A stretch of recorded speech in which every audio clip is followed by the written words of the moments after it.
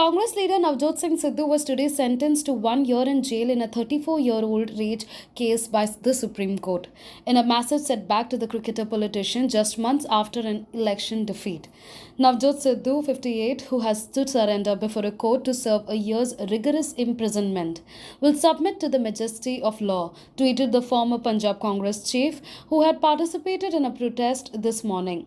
The Supreme Court was hearing a petition by the family of a man who died after a brawl with Mr. Sidhu and his associate in 1988. For over 3 decades, the incident and its legal aftermath has dogged Mr. Sidhu, who recently quit as Punjab Congress chief after his party's defeat in state elections. The rupee closes at a new all-time low of 77.73 against the dollar, the fifth record week close in the last 10 trading sessions. Even as the dollar took a breather after heavy gains and global stocks stumbled on increasing concerns that aggressive tightening by global central banks could choke growth.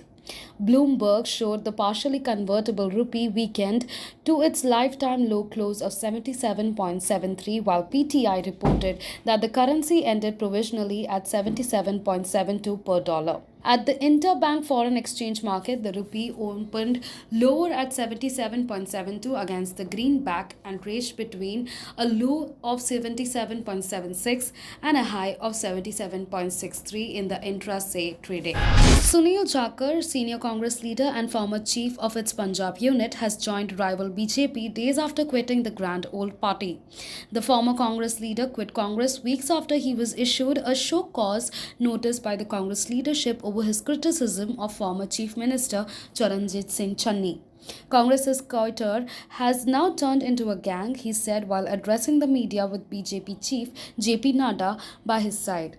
Sources close to Mr. Jakhar said that he may be nominated for the Rajya Sabha and would be given some responsibilities in Punjab and also would be instrumental in bringing more disgruntled Congress leaders into the BJP fold. He had recently indicated that he wanted to remain relevant in Punjab.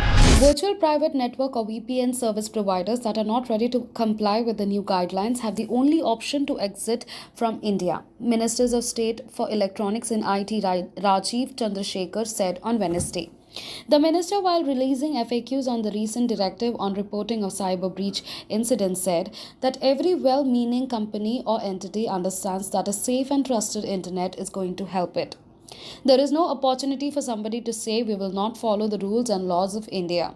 If you don't have the logs, start maintaining the logs. If you are a VPN that wants to hide and be anonymous about those who use its VPN and you don't want to go by these rules, if you want to pull out, then frankly you have no other opportunity but to pull out, he said. A civil court in Uttar Pradesh has allowed a plea seeking the removal of Shahi Idgah Masjid said to be built on the Krishna Janmabhoomi or birthplace of Lord Krishna to be filled. The court ruled, a Mathura court rules, that the suit to remove the Shahi Idgah Mosque on the ground that it was built over the Krishna Janmabhoomi land is maintainable.